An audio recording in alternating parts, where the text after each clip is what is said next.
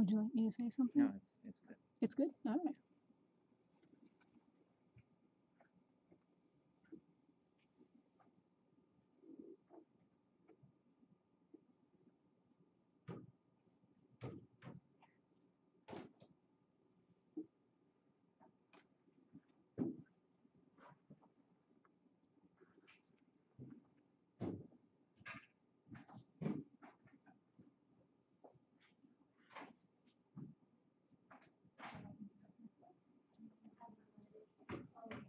You can elaborate. I can elaborate. Yes.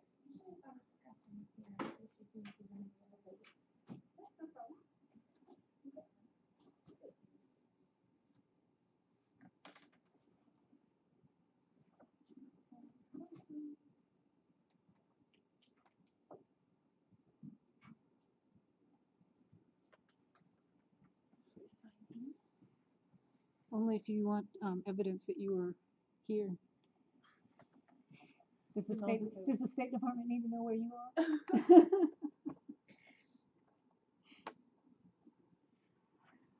I saw this documentary of a guy who was getting harassed by the FBI. You know, had the wrong name, and he was an artist. So he decided that he was going to make his entire life completely transparent. So every single minute of the day was recorded in his Google Calendar, and he would frequently contact his FBI handlers to say, "Do you need to know where I had lunch today?" I think he's been doing it for 2 years. Yeah. And now they're kicking themselves. Yeah, don't mess with an artist, I guess, is the lesson learned. Take a lot of time. All right, my guess is since it's the first seminar of the year, that people may have gone to the wrong location or are running a little. Oh, that's right. Convocation was today, wasn't it? No, I'm sorry. That was Location. We did have the previous ones in showing hall, so people tend not to always read my emails as thoroughly as I read them. So Yes. We'll get started just after this time here. You have to have like little dancing elves. That's a great idea. I might implement that next time. See what happens. Thank you for those who are coming today. I'm happy to welcome Professor Neenah Estrella-Luna. She's an assistant teaching professor and director of law and policy program in the College of Professional Studies here at Northeastern. And she'll be talking to us today about Google tools and community-based participatory research. Thank you. Thank you for having me. So I am faculty in our Doctor of Law and Policy program. For those of you who don't know me, which is most of you, my background is in public health. I'm actually a public health trained practitioner from way back when. That was my second career. First career is in elementary education, which, by the way, trained me really well to teach college students. My PhD is in law and social policy. So a lot of my research and my practice areas actually intersect those two fields. So, so my research areas of interest on the theory side, just to let you know where this is going, focuses on how communities, but specifically historically marginalized communities, so low-income communities, communities of color, how they can and do influence the decisions that are made generally by bureaucratic agencies in their neighborhoods. So how do they have influence? In what ways can they build their influence on those decisions? And so in my practice work, a lot of what I do is I assist in a variety of community groups in doing research so that will inform their activism and their advocacy. I am also an advocate. I do a lot of policy advocacy around environmental and social policy issues. I actually have a meeting next week with our Bureau of Environmental Health around an executive order that we finally got passed. So what I do is not just community-based research, it's participatory action research. And so let me just, for those of you not familiar with that, let me just let you know what it is and what it isn't. So starting with what it isn't just publicly involved. It's not just about engaging the public as advisors in the research. It really is actually working in partnership with community members and community groups in conducting research. And I'll go over what kind of that looks like in a minute as I'm describing the project that I just recently completed. It's also not focused on theory. This is really critically important because us as researchers, we have a tendency to focus a lot on theory. Community-based or participatory action research is very much focused on action. Okay? And this is where a lot of researchers have a hard time with it because there is a political element to a lot of this kind of work. This is what we would call applied research. Okay? But applied not just in we're going to make a drug, this is applied in the sense that we are going to make influence. We're going to collect data to support activism. Okay? So it's really important to kind of understand that this is the kind of research where the aim is explicitly to make some kind of social change. And so this is the kind of research and kind of practice that I do. Now, there are a lot of challenges with this kind of research, and some of these challenges can be overcome by some of the tools that I'm going to show you that we've used in this particular project. First and foremost is the issue of power. So those of us who read and engage in this form of research, we talk a lot about the unresolved issues around power and the power dynamics between researchers and communities, particularly communities, marginalized communities. It's really easy as a credentialed researcher to inadvertently take too much control over the process. And that's one of those issues that we always have to grapple with and be very mindful of. The tools that we'll talk about today can help mitigate some of that. You still have to be very thoughtful about it. And I'm going to come back to that at the end as well. Now, other common problems are actually not that different than what we see in any kind of research that involves marginalized communities. These are communities where some of the folks that we really want to engage are hard to reach. And again, some of these tools can help in that process. If you are an outsider to any community, access is always going to be an issue. But even when you have a really engaged community group that you're working with, a really active community group or a set of individuals, they are usually working as volunteers on any of these projects. And so the lack of people power can sometimes hinder getting to your sample. But again, some of these tools can help with that.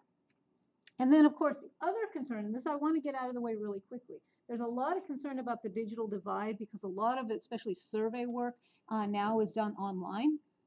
Most of us actually do most of our surveys online. And actually, my section in my research classes that talk about, what are the pros and cons of mail surveys versus phone surveys. We don't even talk about mail surveys anymore because almost nobody does that. However, the idea that there is a problem with doing online research in marginalized communities is actually not as bad as you think. And I want to show you some data to kind of illustrate this. This is all data that comes from the Pew. So even as far back as 2004, the cell phone ownership by people of color has been equal to or greater than whites. And the gap has actually gotten bigger over time. Right.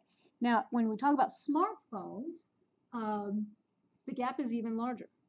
Actually smartphone ownership is considerably higher, and this is statistically significantly higher among non-whites than it is among whites. And in addition to that, this same research actually, they looked at smartphone dependency. Smartphone dependency is basically a condition where the individual who owns a smartphone does not have broadband access at home and relies on that smartphone for access to the internet. Now, over all U.S. adults, you see that 7% of all U.S. adults are smartphone dependent, but non-whites are actually considerably more smartphone dependent than whites are. And the same is also true for less educated groups as well as lower income groups. Okay. So what this suggests is that if you are going to be doing online research using online surveys, you don't have to worry as much about would they actually be able to access it, because that digital divide, particularly with smartphones, is actually starting to narrow. It's still real, and we'll come back to that in a little bit. but it is actually narrow. And we have found in the project that I'm going to tell you about in just a second that it was actually a critical element of widening the sample. Anywhere between, depending on the group that you want to talk about, low educated, non-white, low income, anywhere between 17% to upwards of a quarter of those groups completed the online version of the surveys in our last survey. So let me talk to you a little bit about this project. So the project is focused, like all community-based participatory research projects, are focused on a community, usually a geographic community. Here, the geographic community is East Boston. So we are historically an immigrant community. East Boston has served as New England's Ellis Island for the better part of 200 years. And even though we are undergoing gentrification in some parts of the neighborhood, it is still more than 50% Latino, the majority of which are foreign born. We rarely show up on any of the maps of Boston. Usually you see like this part, just that part, this little, and then a little bit of the airport. But if you've been to the airport, you have been to East Boston. And if you want to eat really good food, you want to come to East Boston. So the project, we settled on the name East Boston Commons, Community Commons. It actually started officially in 2012. The conversations actually started late 2011. We officially started in 2012. And it was driven by community activists across the neighborhood, many of whom actually had never worked together before. They had worked on their own issues. Some of them were long-timers, going back to the fights in the 1960s with the airport. So a good chunk of the group were newcomers to the neighborhood who were concerned about a variety of issues. So when this project started, this particular group of activists were concerned specifically about the number and the kinds of development projects that were proposed for the neighborhood. And specifically that there were two kinds of projects that they were concerned about. The first was all of the waterfront development proposals, most of which, actually almost all of which minus one, were high rent, luxury type waterfront developments. And then the other project that they were very concerned about was the proposed casino at Suffolk Downs. Okay, so that's what was happening in 2011, 2012. What they were driven by really was their very deep skepticism that the assertions that the politicians that were supposedly representing the neighborhood and the business leaders were making, that everybody in East Boston, or most people in East Boston, supported these kinds of projects and these kinds of development. And amongst themselves, people would have their conversations in their own groups, and they weren't hearing this huge amount of support that the politicians kept talking about. So what they wanted to do is to determine whether or not and to what level there was support for these kinds of development projects. How much did people even know, particularly on the waterfront development side, about these projects? And even if there was support, they wanted to know what people's concerns were about those projects. They were thinking very pragmatically, right? These are activists, and they're very pragmatic activists. They're about getting things done. So they were prepared to, if we found, for example, that most people in East Boston supported the casino, they wanted to prepare for, well, what do we want to know about people's concerns so we can know what to argue for in the mitigation agreements and in the community benefits agreements that we were going to argue for. And so we decided on doing survey research in order to answer these questions. And in the beginning, I was still working in the policy school here. I was in CPS, but I was also affiliated with the policy school. And I was able to get a capstone group from our Masters in Urban and Regional Policy program and our Law and Public Policy program. So a group of about half a dozen master students who worked with about 15 me and 15 activists in the neighborhood, and we developed 4 surveys. And we'll talk about 2 of those surveys today. And the surveys really focused on a variety of different economic and community development questions. So Now, we conducted 2 surveys. One came out in 2013, the other in 2015. The first survey garnered widespread media attention. Boston Globe, NECN, Univision. It was kind of all over the place, New York Times. And it was primarily because the 2 questions in that survey, the 2 main questions were, what do people support for the casino, and what do people know about the waterfront development? Because we found that 56% of the residents in the neighborhood and 59% of registered voters in the neighborhood were opposed to the casino development, that brought out mass media. What was interesting, and I'll come back to this again at the end, and what was critical is that first report came out at a time that helped change the conversation.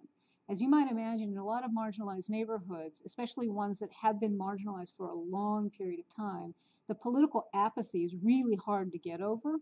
And so this survey, because it was conducted by the residents, which I'll get to in a second, and people all across the neighborhood knew about it, and it had a lot of influence on the way that people thought. It changed the conversation from the casino's inevitable, if they want it, they're going to get it regardless of what I want, to, well, maybe we don't have to have this. Maybe there's something else we can do on that site. Maybe we don't have to accept all of this luxury waterfront development anymore. So that was a real critical outcome for that first survey. The second survey, which was just released, hasn't garnered the mass media attention that the first one did, but there are plans, and we'll talk about this later because I'm going around doing my show across the neighborhood about what the results were. There are plans actually to use the results as part of the advocacy around the master planning process that we are planning to get engaged in very shortly. And it really was actually really important that we were able to actually get this information out at the time that we did. Now, for those of you not steeped in participatory action research literature, there are different levels of engagement in this kind of research. As it pertains to this project, I was the PI. So when you go look at the IRB, I was the PI. My role as the researcher was to facilitate the research process. That was my role. It was mainly to give it the kind of cover, that sort of research cover that marginalized groups often need in order to have a legitimate basis for making some of the arguments when they're going up against powerful actors. And let me tell you, Suffolk Downs was a much more powerful actor than we anticipated. So I made sure that it was done in a systematic way, in a rigorous way, in a defensible manner. But I'm also a resident of East Boston. I've lived there for over a decade. I'm a homeowner there. My husband and I don't have any plans on leaving anytime soon, although that really does depend on the outcome of this coming November election. I might have to take a long-term Fulbright if a certain individual gets elected. So, you know, and I'm also actively engaged in the neighborhood, and that's a different kind of situation that a lot of PAR researchers find themselves in. The questions, as I noted earlier, all were driven by the community. And again, because I'm a member of the community and because I was also the liaison between the master students and the community residents, I was able to make sure that, you know, we were asking questions that only the community really wanted to have answered. And we weren't going to be adding things that were interesting to someone else, because that's not what we wanted. All the decisions on design and implementation and analysis were driven by the community.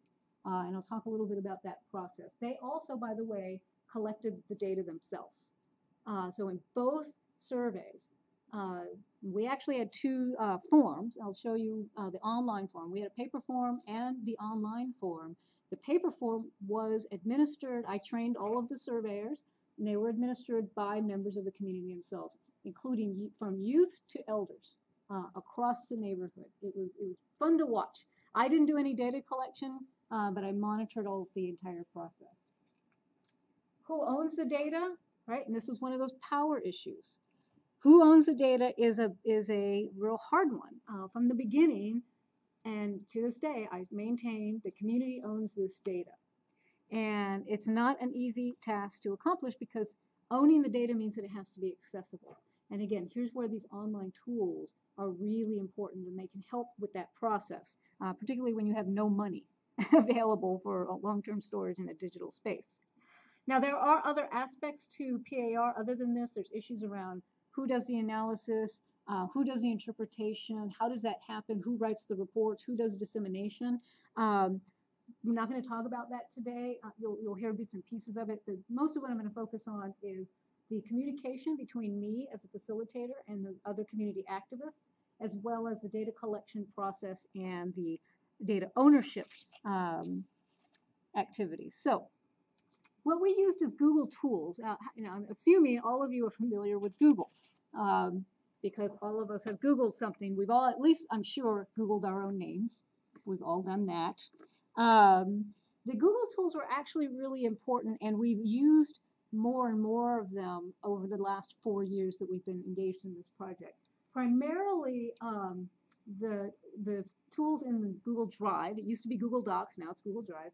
I don't even know why they have Docs here, because you click on Docs, it takes you to Drive. It's silly. And then we also use Google Groups. So let's go through some of those specific types. So the Google Groups was really important for communication purposes and archiving communications and decisions, okay?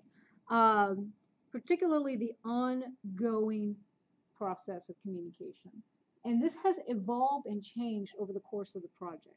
In the beginning, because we knew we were engaged in a really political activity, we were very careful about who was involved in the group and how we maintained our communication. So we used Google Groups in the beginning primarily to record decisions that were made, inform people who were not at a meeting where decisions were made. And all decisions, all important decisions were made in face-to-face meetings.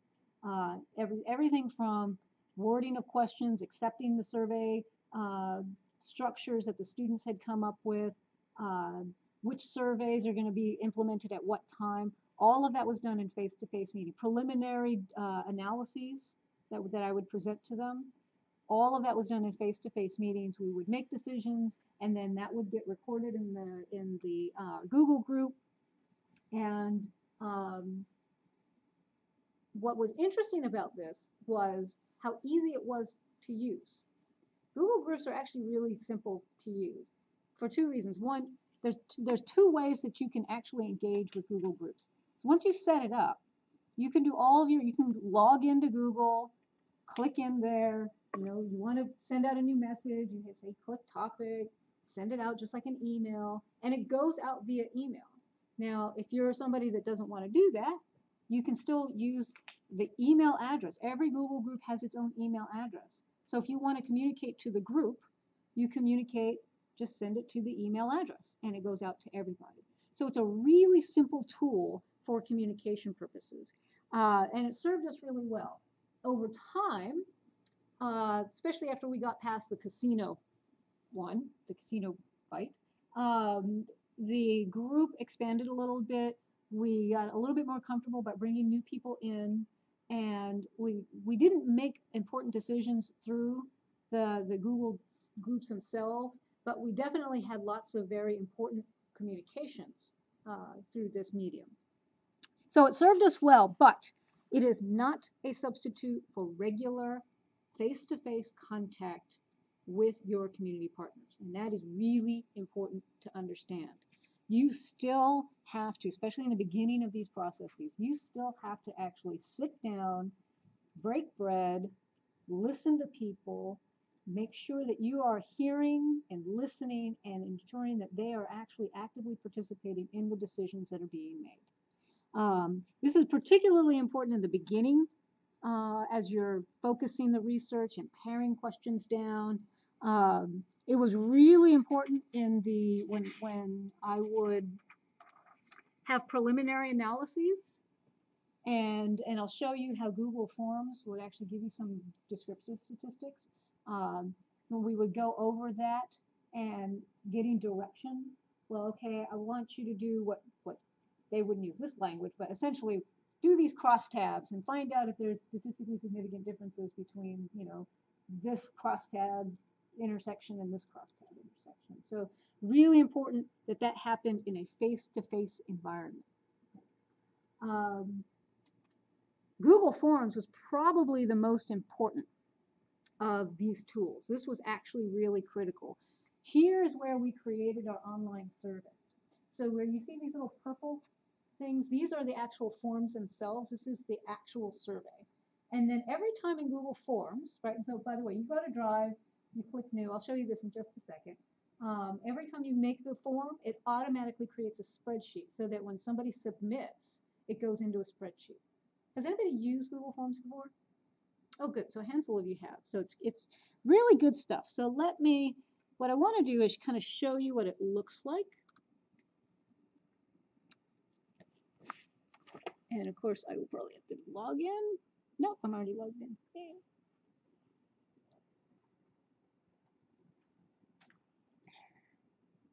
Join me is slowing me down.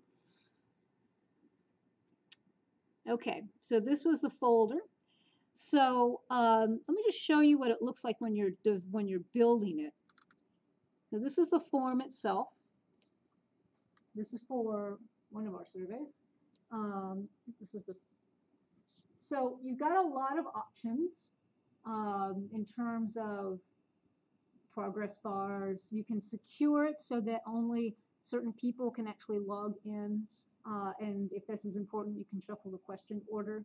So, we had our first question, you got to live in East Boston. You can do some minimal skip choice kinds of things. Not too advanced, but you can. And you actually do have quite a lot of your basic survey response options. So text, paragraph text, multiple choice, checkboxes, lists, scales. We all use scales. I'll show you the grid in a second. That for us was really important. Relatively new is the date and time. Wish I had that when we were doing data entry. You can make page breaks. This is also relatively new, so if you need an image or you want somebody to watch a video, just so you know, for your regular research, if you need them to watch a video before they do something, you can embed a YouTube video in there. So you can see, so we have a regular multiple choice. Here's what the grid looks like. So really important, if you don't have a scale, like we weren't really asking, scale type questions. We were asking, especially in this last survey, more categorical questions. So this was actually really important for us to have this kind of ability to do that. Now, just let me show you what it looks like when it goes live. Looks like that. Very simple, relatively clean. You go through it, you can set, obviously you set things that are required and not required, and you go through them. Now, one of the things too that I want to show you that we did with this is that we also set this up to do data entry. So remember that this was a community-owned, community-implemented project. And we did actually have community members doing the data entry of the paper form. So this was actually a picture. We're in our local community center in the computer lab, 10 a.m. on a Saturday morning. We had 4 volunteers actually we had 6 volunteers, which you can't see off to the side over there so we had 7 volunteers, 3 youth who were part of our youth environmental action crew doing data entry themselves. And we just, within about 6 sessions, we knocked them all out. So we did that I did that by setting up a data entry form that looks exactly like the online form, which also looks exactly like the paper form. The only difference was that for quality control purposes, what I would do is every batch, I named them in batches. So, and a batch was basically where did these surveys come from? So if it came from the Maverick Landing community meeting, that's the name that it would have. It would say Maverick. The initials of the person entering the data, they would number the surveys in their batch, they'd put the date and time, and that allowed me to do quality control. So I would go back and randomly look through, make sure that all of the surveys were entered correctly. The only other difference between the regular survey and the regular online survey was, as we all know, there's occasionally, especially with paper surveys, there's going to be those blanks. So, we had, because you can't have it not, we all know, in order to do analysis, you need something there. So if they couldn't tell what the person had said, especially with paper forms, right, maybe they circled both of these, so you're not really sure, or it was blank, then there's an option for that. So really, it made doing this actually a lot more efficient than it might otherwise have been. Now, I want to give you a sense of what the analytics are, and that's going to require participation on your part. So here is the participation part of the show. If you would please get out your Wi-Fi enabled smartphone or enable your Wi-Fi on your laptop if you have it, and go to this website.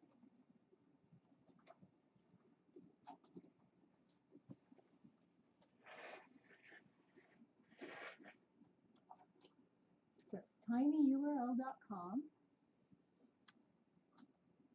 NEL at NUCare.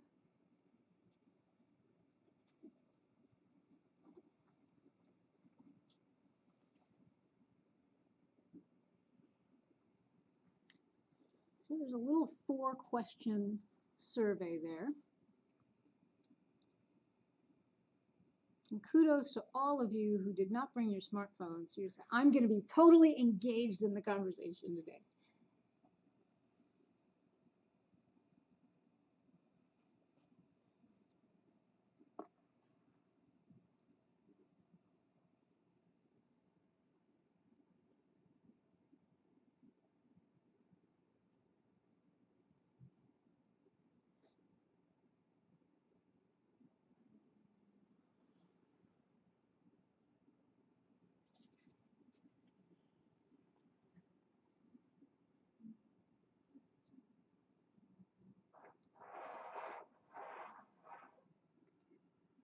So it shouldn't take you too long. There's only 4 questions.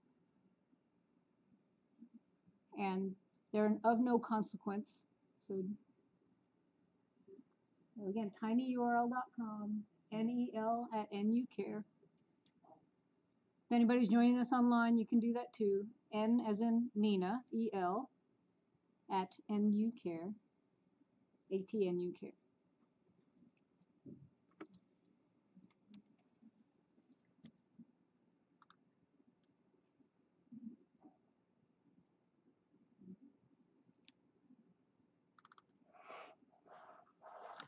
So for those of you who don't have your phones with you or joining us online, I'll show you what the form looks like.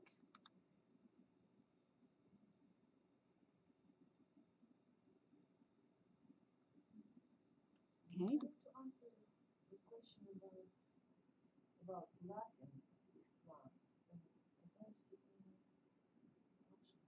Say that again. The question number 3 again. Have you laughed at least once Yes. during the presentation? And So you should be able to pull down and select. Okay. So one of the things that this shows you, if you're going to use these forms, you need to test them out, right? Especially for the mobile devices. But you'll get, and these are all shuffled, so they come in different orders. Okay. Now, we got 8 responses. So let me show you, for those of you still participating, can go ahead and continue. 9. One of the great things about this tool is that you can do a lot of real-time monitoring. So if you go to the summary of responses, it gives you the basic descriptive statistics for the survey that you've just done. So according to this, half of you got an email from your department. 1 person got dragged here, and there's no cookies, I'm sorry. Most of you laughed at least once, and 1 of you is never going to do that CBPPAR, so that's all right. And then, of course, we've got, are there any free cookies? I'll come back to this one later.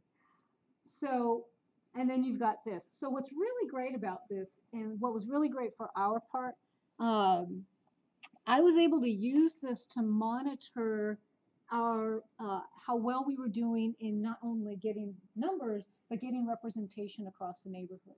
For us, what was really important was that we get representation geographically.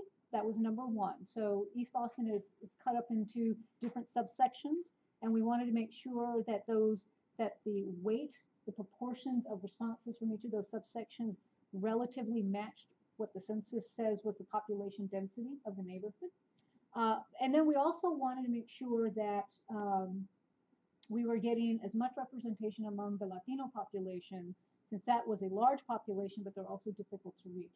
So I would be able to go in and look and say, okay, we got way too many folks in Jeffries Point. No more recruiting in Jeffries Point. If anybody in Jeffries Point tells you if the survey is still going on, lie to them, tell them it's over. And then we gotta get to Orient Heights, people. We gotta get to Orient Heights. I didn't actually tell them to lie, but just we're not recruiting there anymore. And oh, we're not getting Latino representation, so we've got to up our footwork in the Maverick Square area. And it allowed me to monitor that, and allowed us to monitor that, so that we could actually make choices about where we would be spending our time. Particularly because we tried to get these surveys done in a very short period of time. In 1 to 3 months is really when we were able to get all of this work done. Partly because of winter. So that analytics piece is actually kind of fun and neat, and it helps you work with your community partners to monitor this whole process. Now, the Google Forms, I will say, having the online piece was a critical aspect of this project. It helped us widen the sample beyond what the activists who were engaged themselves were going to be able to do. They were connected in their own networks, but they didn't necessarily get connected across the neighborhood in the ways that we needed. Which is why I have to reinforce that the paper form is still a necessary thing. You still need to have that paper form. Now, again, in our case, a quarter of the Latinos actually filled out the online form, but 3/4 of them did not. And primarily the non-English speaking Latinos filled out our paper forms. Now, part of that, we had a Spanish version of this survey online, but we made specific outreach into the immigrant community to make sure that we had those folks who, even though they have smartphones, they are using them, they use it to get to the internet. By the way, number one reason why Latinos use smartphones is to get health information for the nurses in the room. I thought you all would find that interesting. And then the second reason is online banking. They are using it, but they're not necessarily getting to the URL that they need, because they're not necessarily on Twitter, right? They're not necessarily on Facebook. Now, if we can text the URL to them, then they would use it. But oftentimes that's not how they're getting it. So you still need to go to the coffee shops. You still need to go to the mothers' meetings. You still need to go to the places where people are at in order to make sure you've got the sample that you need. With that said, at the same time, we would not have gotten access to the newer residents of the neighborhood, particularly in the second survey, if it was not for the online form. Because those new residents are not necessarily physically present in the neighborhood. The younger residents are not hanging out in the neighborhood, partly because it's a residential area, so there's no bars and clubs and that kind of thing in the neighborhood. That was actually one of the requests. What people would want more of is nightlife venues amongst the younger generation. So the online survey was actually critical for getting at those younger residents that were moving into the neighborhood. So you needed really both. So how secure are these, and do you do backups and checks like that? If I don't get to it, let me remind me at the end. Yes, it is Google, but we'll get to that in the limitations pieces. So real quickly, this is new. We decided to archive our reports on a Google site, partly because it's free and partly because we didn't know that there were other free options available to us. Now, this was actually critical because at the end of the second survey, the group decided to close down community comments, and I'll talk about why a little bit later. So we needed a space where we were going to archive our reports to make them available to people. So not just the reports, but also the surveys themselves. And what's really great with these sites is you can actually set them up, the archival pieces, so that links to videos and things can be put in there. Easy to use once it's set up. So even like the announcements is really just a blog. So anybody who has the privileges could just, they want to make an announcement, they want to post, oh, we were talked about in this space, they can just do a little blog posting and it goes automatically in there. So it's really helpful to have one place to direct people to. So the Google Sites is actually something that I finally created last September for all of this. Okay, so upshot. What's the upshot of all of this? What are the benefits? Number one benefit is it's all free for now. And free is important for two reasons. One, most PAR projects are unfunded. So free is very important when you have no money. And because people who live in marginalized neighborhoods have lots of demands on their resources. They don't necessarily have the money. They don't have access to developers. And even when, one person came up to me once and said, oh, I've got a friend who works for Code for Boston. They could probably put something really neat together for you. And, so I met with that person. I'm always interested in that. And what I walked away with is it's a great opportunity, but it's a one-off opportunity. That person does not live in the neighborhood. They're an MIT student. They do beautiful, wonderful work, work that we actually were able to use for something else. But in terms of a sustained engagement, those kinds of opportunities really aren't as helpful for us. So we don't have money to pay a developer. We need free. Okay, we need free. We also need relatively easy to use. And these tools are most of them are relatively easy to learn. And once you've learned them, they're easy to use. The surveys are really easy to disseminate, especially if you know how to create a tiny URL, because Google does a terrible job with their little tiny URLs. But if you make a tiny URL, you can put it on any website in 3 clicks. The forms, Google Forms also can give you the code. If you have a website, it'll give you the code to embed it, or if I just said something that sounds like what to you, you give it to the person in charge of your website and they can embed it on your website, which by the way, you can do in Blackboard as well. So easy to use. And as many of you just experienced, it's mobile ready. You do have to test it. You have to make sure. We actually had people with iPhones, iPads, Androids, and this, that, and the other, Blackberries, to test them all out, but they are actually mobile ready. And this is important for those smartphone dependent populations. Okay, limitations, there are some. Google tools are easy to learn, but they do require more technical capacity than the average person tends to have. In order of easiness, Google Groups is the easiest to use, to set up and use. Just about anybody can do it. Google Forms, second to that, relatively easy. Those of us who've used Qualtrics and SurveyMonkey, you can use the Google Forms, set up a survey. I would set them up in classes in 5 minutes. Google Sites took me a while to figure out, and I actually have experience building websites in HTML. It's a little bit clunky. It's a little more difficult to figure out their templates. So if you don't have that experience, you're going to need to find someone to help you with that. And I've recently found that there are other services that we might move to if I put the time in, or would have gone with if we hadn't only known about Google Groups.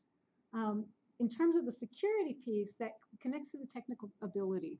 If you really need high security, Google Forms is probably not the best thing that you want to use. I mean, if it's absolutely essential to the project, then you're going to need Qualtrics, really, to do really high security. You can secure the users in the sense that you can create a login so that only people with the login can get into the website or get into the form. But beyond that, it doesn't collect IP data, just so you know. So you actually you wouldn't know. I'm sure Google could find out if you were subpoenaed, but you wouldn't actually know as the user of this who actually completed the survey. So there's that piece. The other piece is you can't do fancy here. You cannot have sophisticated, complex skip patterns. You can't have a sophisticated design or a sophisticated interface. It's simple, straightforward kinds of interfaces and kinds of designs. That's what you would use this for. And as I said, none of this is a substitute for the face-to-face work. Okay, this is not a substitute for the work that PAR does. Okay, this is a value-added thing. So it helps you do more, widen your sample, get more people in, but it is not a shortcut to authentic community engagement. Okay. Along with that, by the way, again, have to reinforce, paper surveys are required, data entry is required, data cleaning, all of that tedious stuff. None of this is going to change any of that. This is just a tool to help you collect and communicate the data. So, overall lessons. CBP, this form of research, I have to reinforce, can have an amazing amount of influence when it's done well. If you are thoughtful, if you are committed, if you have a committed group of partners, it's amazing what this work can do. So as I said before, we decided to disband, and the process, part of the reason why we decided to disband, or the group decided to disband, was because this process over the last 4 years was so empowering to them that they have gone off to their other things. So there's now this proliferation of activism in East Boston. The politicians and the business leaders have no idea what hit them, because all of these people, including, by the way, young people, who are doing this amazing amount of work, and they're using the same tools and techniques that we've used in Community Commons that they got exposed to when they were part of our process. The use of technology can really be a game changer. You can really access communities that you wouldn't expect that you would be able to, and which is important when you have a mixed neighborhood like this one is. If you have a mixed population, having a tool that can help you widen your sampling is really great. We had a youth group, as I mentioned, help us with the data entry, and they use the same techniques in their own work that they're doing now. So they do their own surveys, and they use the Google Forms to do data entry. It's really fun to watch them. The last thing I want to say is that power is still an issue. So I don't know if you noticed, but if you paid attention, my name is still as owner on a lot of these tools. And part of the reason for that, and my name is on the reports, and I'm sort of tagged as the main facilitator, like I'm the contact on the press releases. It was not the case, just so you know, for the first survey. For the first survey, I actually forced 2 women in the group. You are going to be the face of this. I'm just the researcher. I'm the technician. So you want somebody to come and make the argument about margin of errors and that kind of things, as stupid as it is to calculate a margin of error in a tiny little survey like this. Just so you know, reporters don't like it when you tell them that a margin of error is irrelevant. They need to have a margin of error. Otherwise, like, their heads explode. So just, it's plus or minus 5%. But these women, and it was, again, this was part of their empowerment. This is their community too. This was their process too. So they were the ones at the press conference. They were the ones speaking. And I actually also decided that I'm not going to even speak in Spanish. So Univision came to talk to me, and I'm like, no, you're not going to talk to me. You're going to talk to the hijab-wearing Latina, because she speaks Spanish. She's from Argentina. You're going to speak to her. You're not going to speak to me. And that was awesome. The second survey, because we closed it down, there were 2 reasons why I became sort of the face of it. One was because I had more of the technical skills to do the management of all of this stuff. I was the analyst for all of the data. The second survey was also more complex. There was a lot of moving parts to it. And folks decided, because they had gone off to their own thing, that they didn't legitimately didn't want to put in the time to have to understand all these nuances about crosstabs and chi-squares and stuff like that. So, and then also I have more flexibility in my schedule. I'm an academic. I can go to a 10 a.m. meeting at the Maverick Mothers meetings, on a Tuesday. And if you've got a 9 to 5 job working for the Department of Transitional Assistance, which one of the women in this group does, you're not necessarily going to have that kind of flexibility. So I wasn't necessarily comfortable with that, but I am a resident of the neighborhood. I am actually actively engaged. That changes the dynamic a little bit. You shouldn't expect that, though. You really want to be very careful about those power issues. But it was all kind of worth it in the end, really. I mean, to see what has been done has actually been kind of amazing. So with that, I will leave 10 minutes for questions. Sorry, there are no cookies. There are no cookies. Yes. Sorry to ask a question about data security. I was wondering about your IRB process. Was the IRB worried about any data Google is better than they acknowledge all the difference between CDPR, CDPAR, Yes. And other types of research within data security? Great. So it's a great question. The question for those of you online listening was about the IRB process and data security and that kind of thing. So the nice thing is, Google is not entirely insecure. So there were certain people, and this was written into our protocol. I, obviously, as PI, am the owner manager of all the data collection tools, and there were 2 other people that were designated to have management privileges as well. Most of that was, again, because I wanted them to learn how to manage this stuff. I wanted them to learn how to use these tools. And then we could also work together on the monitoring of the survey implementation. What was interesting is our IRB process was actually relatively straightforward. It was a community-focused thing, and actually our IRB office works, I have found they work really well with me in making this as easy as possible to do. We were able to negotiate that, we didn't have to have everybody who was part of this team undergo the NIH training. That was not necessary because it's a community-based project and it was owned by the community. So the way that it was framed was, I am facilitating this process. My primary role is data analysis and essentially advising and managing the technical aspects of it. But it is owned by the community, and they accepted that.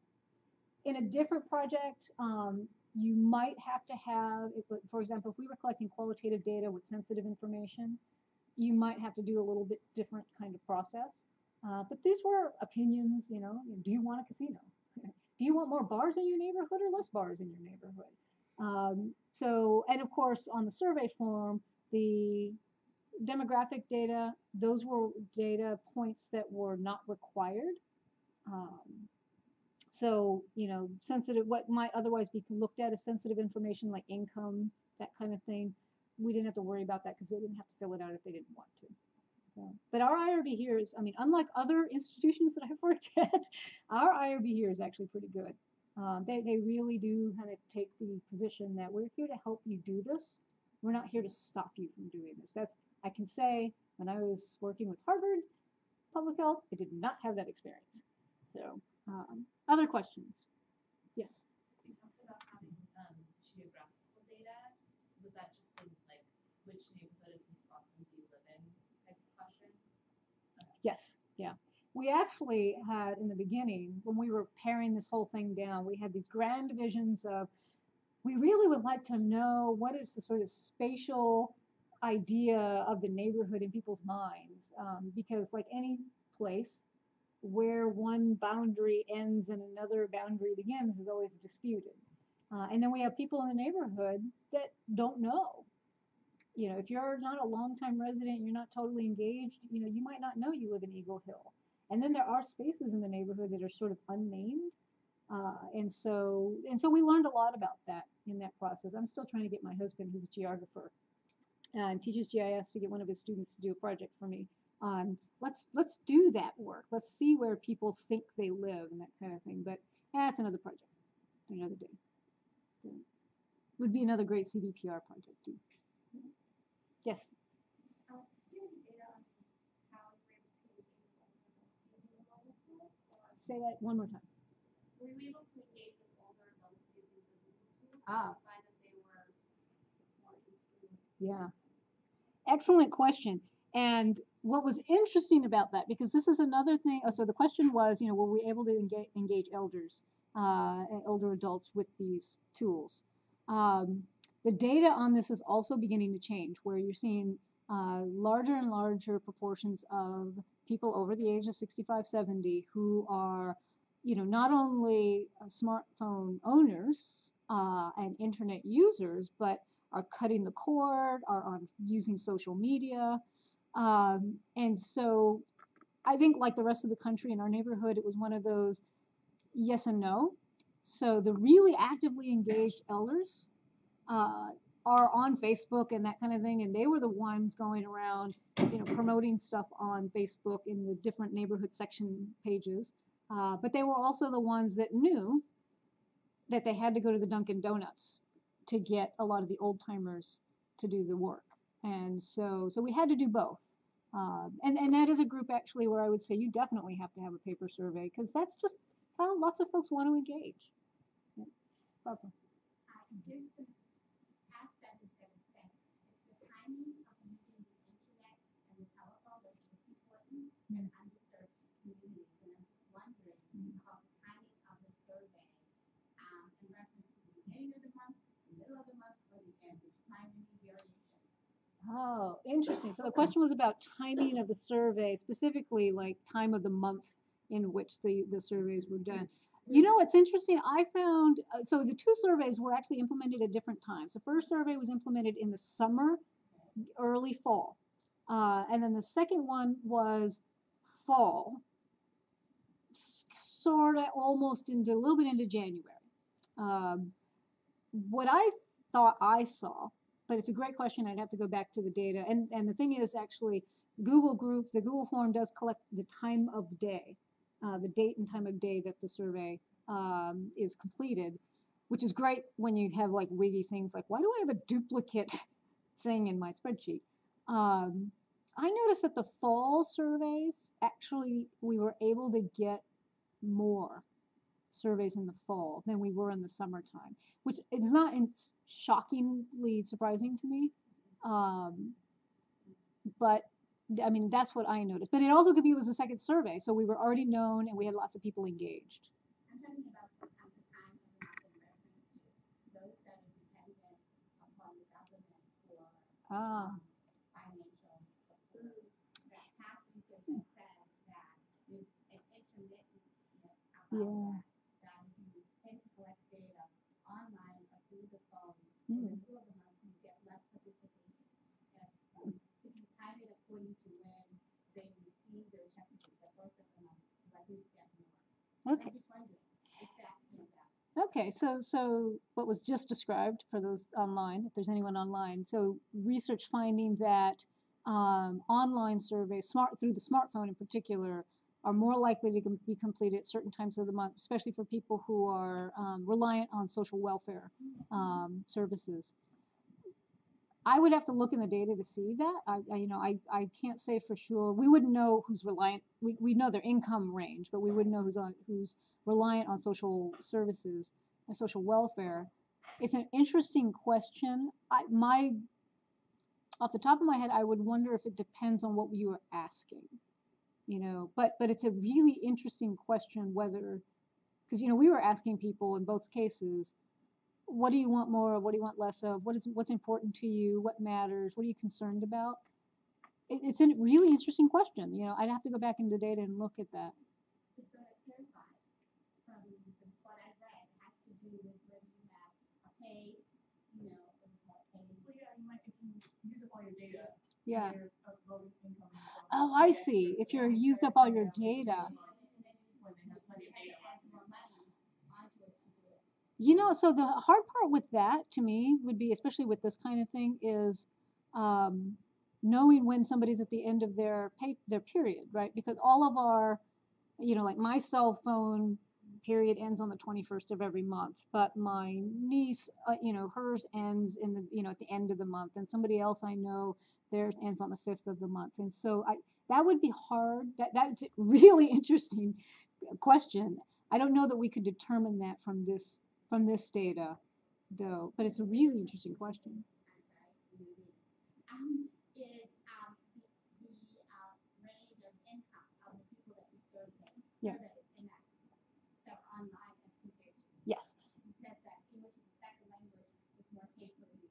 But what about if you differentiate the income? Yes. Actually, I looked at that last night as I was preparing. And so the low income, and I've got to remember, it was somewhere around a fifth of the lowest income, so 25,000 and less, completed the online survey. So I mean, that tells you that 80% completed the paper survey. So again, that's why both forms are needed. But it's important to know that they're not unreachable in that way. And it really does have to do with outreach. It really does have to do with outreach. We actually had one session, I went to one meeting, and everybody was there, talked about the survey, here are the questions, and said, if you really want to fill it out, I have some paper surveys, but if you want to do it really fast, it'll only take 10 minutes, who here has their phone? And, people just whipped out their phone, and I put up on the board, here are the URLs, and, type this in, and people went around and helped each other out, and which is great because it's really fun watching like the young kids helping the elders, like, abuelita, here it is, okay, now go ahead. Oh, and then they'd read the questions to them. So it was actually kind of that was a fun event to actually go to. So we had one in the front and then one in the back.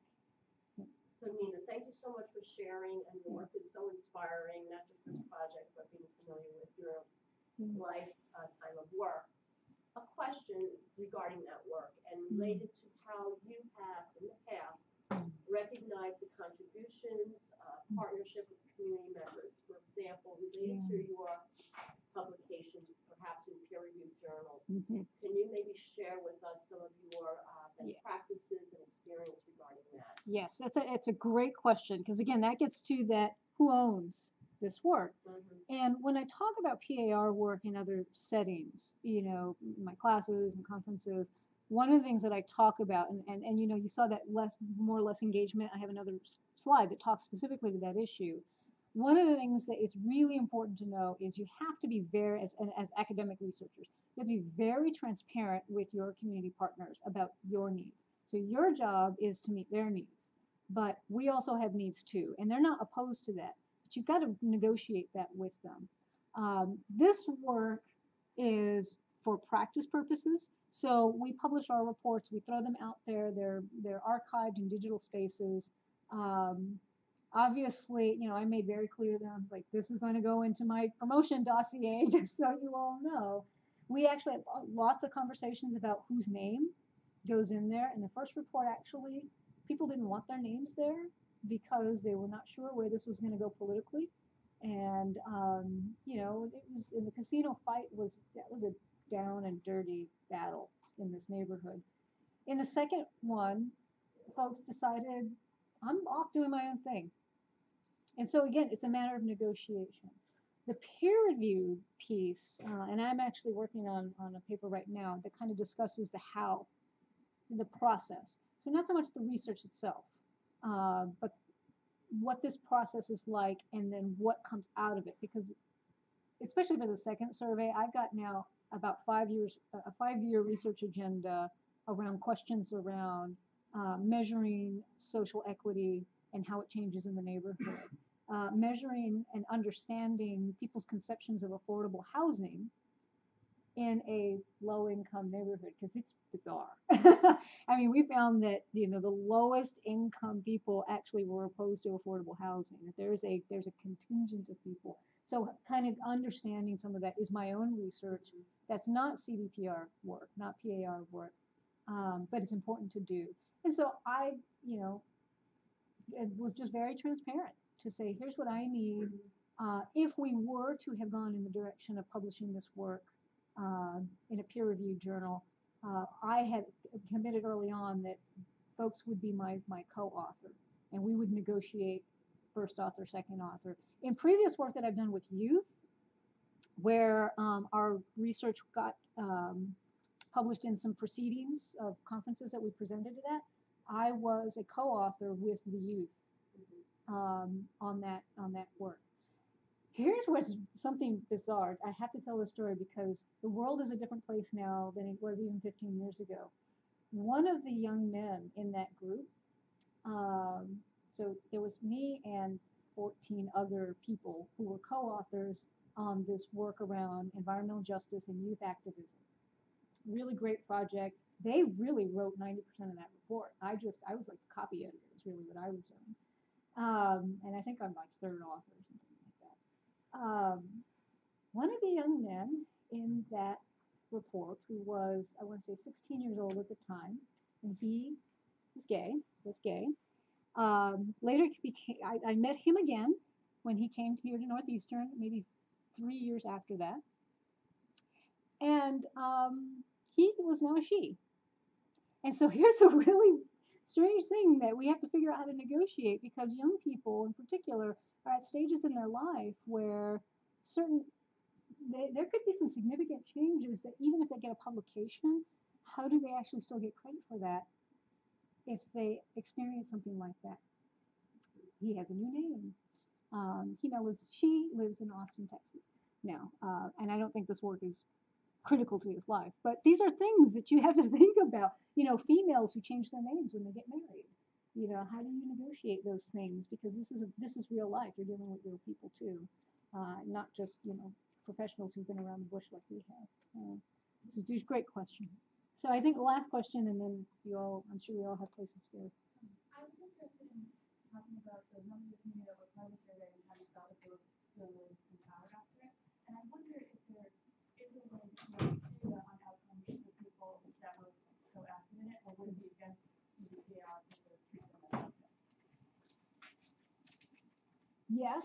So I'm trying to, like, how do I say that for the online folks if they're still with us? So say it again so I can repeat it. So I'm wondering if it's possible to collect outcome data on the people that participated in it to see, was it maybe an empowerment skill you can use, or maybe a mental health outcome for some people. Yes. Can you collect data on the people that you're working with and have still be aligned with NUCare? So my answer to that is yes and be careful. As somebody who's gone to the dark side of qualitative work, I hear that question. So the question was, how can you measure the outcomes, especially because I see empowerment as in my lived experience working with my neighbors on a host of other issues. But how do we confirm that, right? Because otherwise, it's just my opinion. Without data, it's just an opinion. If I were to explore that, I personally would explore it qualitatively, so that I could get at their perceptions, confirming their perceptions of their experience. I'm not sure that I would maybe do a scale. That's possible, but I probably wouldn't do it that way. Here's where I would be cautious, and it kind of connects to the first question about respecting your participants and their humanity, right? And this is the hard part with some, one of the values that's deeply embedded in PAR work is not seeing the people who you are engaged with in research as subjects, right? And actually, we don't even see them as subjects oftentimes. We see them as objects, right? They are sources of data. We open up their heads, we take it out, we go back, we publish our studies, and we get a promotion, and they're still living back in whatever conditions we were studying. So if you were to do that, I would recommend that you have a very deep, difficult conversation about what that would mean in terms of your relationship with them. How do they own that? How do they authentically give you permission to take that information from them? Again, remember, credentialed researchers, we very innocently take control over the situation. And so we have to be very careful about our use of power. So it's great. It's a great question, and it can be done.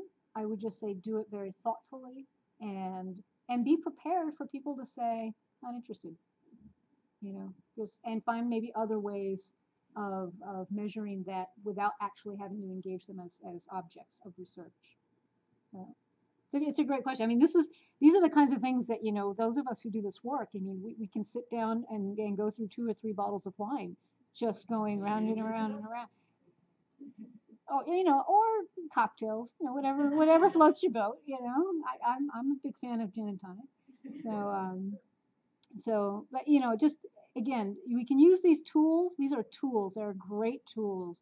They really can help you, but it doesn't substitute for the thoughtful work that has to happen if you're going to do this in an authentic, respectful way. So I believe we're over time. Yes. So thank you for the opportunity.